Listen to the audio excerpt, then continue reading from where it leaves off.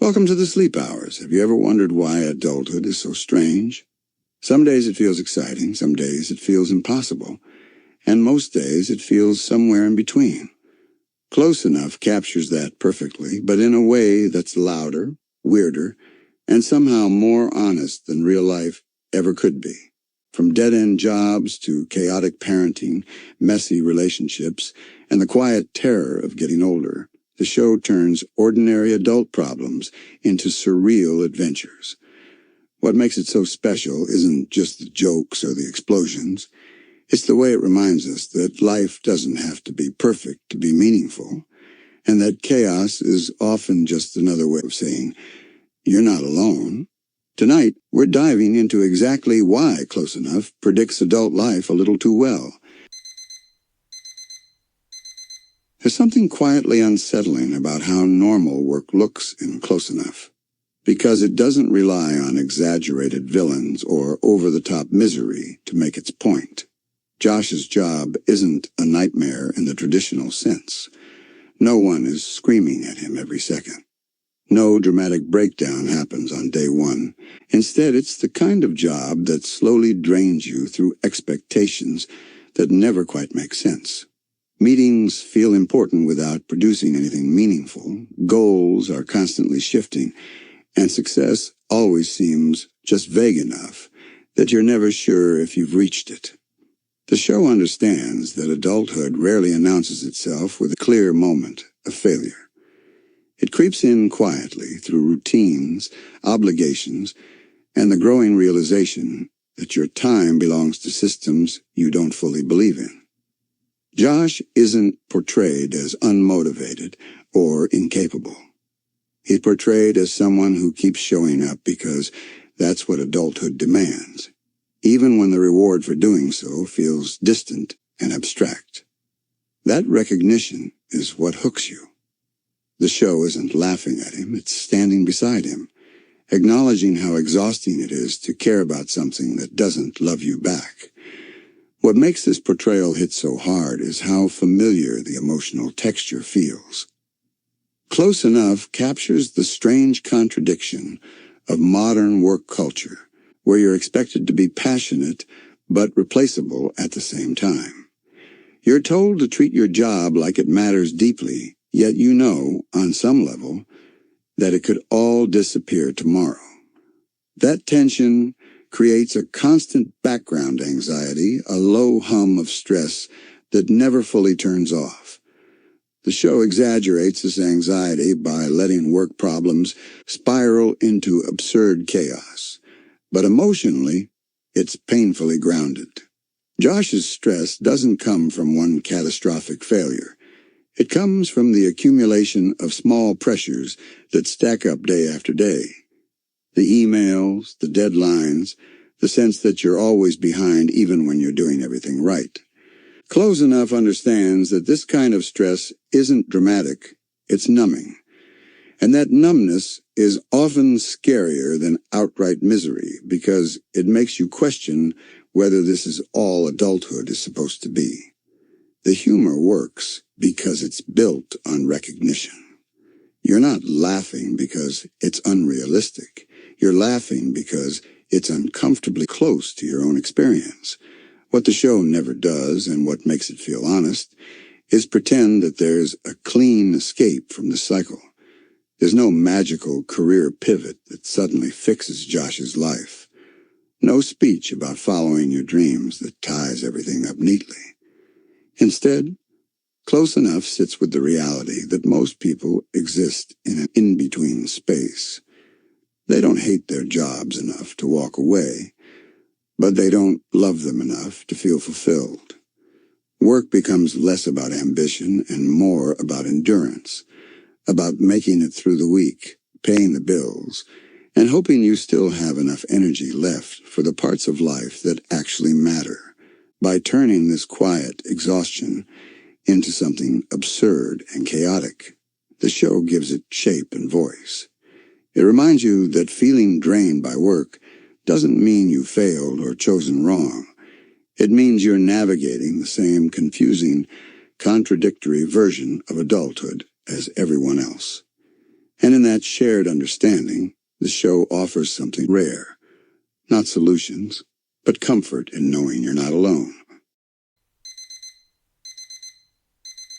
Parenting in Close Enough never feels heroic, and that's precisely why it feels honest. Josh and Emily aren't portrayed as perfect, confident adults who always know what they're doing. They're constantly second-guessing themselves, worried that every small decision might leave a permanent mark on their child. The show understands that modern parenting isn't driven by certainty. It's driven by fear. Fear of messing up. Fear of not doing enough. Fear of becoming the reason your kid needs therapy later in life. Even moments that should be simple, like playtime or discipline, feel loaded with invisible consequences. Close Enough captures that mental weight beautifully, showing how parents carry responsibility not just for a child's safety, but for their emotional future. The humor comes from how these worries spiral into absurd scenarios, but the emotional core remains grounded. Parenting isn't shown as a joyful montage of milestones. It's shown as a constant balancing act between love and anxiety. And that anxiety never really turns off. It just changes shape as your child grows. What makes the show's take on parenting so resonant is how it highlights the exhaustion that comes from always being on. There is no off switch for responsibility once you become a parent, and Close Enough never pretends otherwise. Josh and Emily are tired in a way that feels different from work exhaustion. This is a deeper, more personal fatigue, because the stakes feel higher. You're not just worried about doing your job well, you're worried about shaping another human being. The show leans into the absurd by letting small parenting mistakes snowball into chaos. But emotionally, that's exactly how it feels in real life. A single misstep can replay in your head for days. Did I say the wrong thing? Did I handle that moment badly? Close Enough understands that parents often don't judge themselves by their best moments, but by their worst ones. The laughter comes from recognition, from seeing those intrusive worries exaggerated into something visible. It's funny because it's familiar, and it's comforting because it reminds you that no one is as confident as they appear. What Close Enough ultimately nails about parenting is that it frames survival as success. The show doesn't chase an idealized version of raising a child. Instead, it celebrates the small victories. Getting through the day, keeping your kids safe, and trying again tomorrow. There's no promise that everything will turn out perfectly, and that's the point. Parenting isn't about control, it's about presence. It's about showing up even when you're exhausted, overwhelmed, and unsure if you're doing any of it right. By exaggerating parenting stress into chaotic adventures, the show gives form to the emotional reality parents live with every day. It quietly reassures you that feeling lost doesn't mean you're failing. It means you care. And in a world that constantly tells parents they're not doing enough, that message feels unexpectedly gentle and deeply needed. What Close Enough understands about adult relationships is that they rarely fall apart because of one dramatic event. Instead, they slowly fray through small misunderstandings, unspoken expectations, and petty arguments that feel insignificant on the surface but carry emotional weight underneath. The show leans into this reality by portraying relationships as something deeply human and deeply flawed. Arguments aren't always about the actual issue at hand. They're about tone, timing, and feeling unseen. Alex and Bridget's conflicts, in particular, feel uncomfortably familiar because they aren't rooted in cruelty or malice. They come from frustration, insecurity, and the quiet fear of not being on the same page anymore. Close Enough captures how adulthood changes relationships, not by removing love, but by adding layers of stress around it. Work, money, aging, and responsibility all seep into conversations that once felt simple. The humor comes from how these arguments escalate into absurd chaos, but the emotional core stays grounded in recognition. You're not laughing because it's ridiculous. You're laughing because you've been there. What makes these relationship dynamics resonate is how accurately the show portrays emotional misalignment. Two people can care deeply about each other and still feel like they're constantly missing the point. Close Enough understands that communication doesn't break down all at once. It erodes gradually through assumptions and half-finished conversations. The show exaggerates these moments by turning minor disagreements into surreal disasters. But emotionally, that's exactly how conflict feels in real life. A small comment can linger for days, growing heavier the more it goes unaddressed. The series captures the exhaustion of trying to explain yourself while feeling like you're speaking a different language. It also acknowledges how easy it is to become defensive when you're already stretched thin by the rest of adulthood. Love doesn't disappear, but patience does. And that loss of patience is often what people mourn the most, even when they don't know how to articulate it. What Close Enough does surprisingly well is avoid cynicism. Despite all the pettiness and chaos, the show never suggests that relationships are doomed or pointless. Instead, it presents them as ongoing negotiations between imperfect people. Staying together isn't framed as a fairy tale ending, but as a choice that requires effort, empathy, and a willingness to confront uncomfortable truths. The show finds humor in how messy that process is without dismissing its importance. By amplifying relationship stress into absurd scenarios, Close Enough gives shape to feelings that are otherwise difficult to express. It reassures the viewer that struggling to connect doesn't mean the relationship is broken. It means it's alive, evolving, and affected by the same pressures shaping every other part of adult life.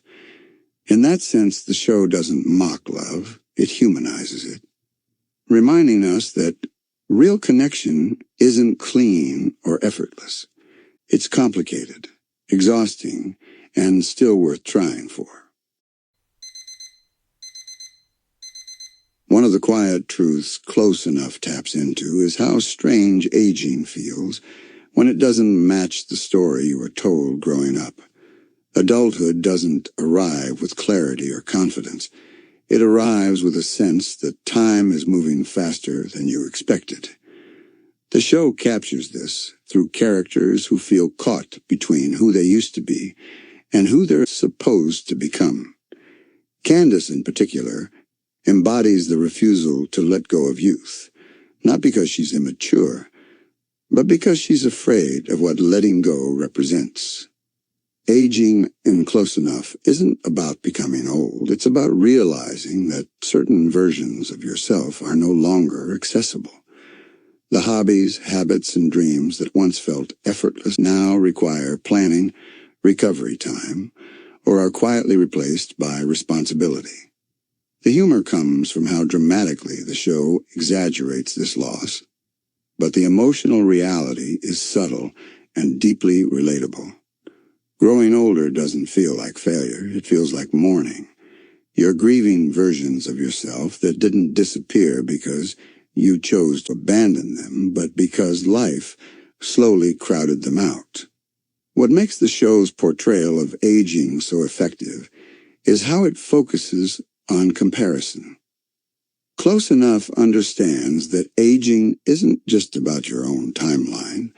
It's about measuring yourself against others.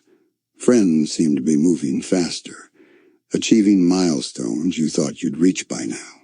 Careers advance, families grow, lives appear more stable from the outside.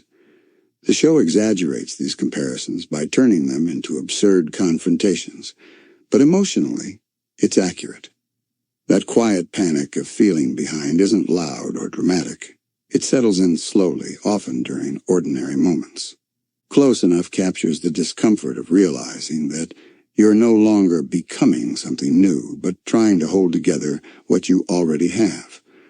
The laughter comes from recognition, from seeing those anxieties externalized into something chaotic and visible. It's comforting because it acknowledges a feeling many people carry but rarely admit.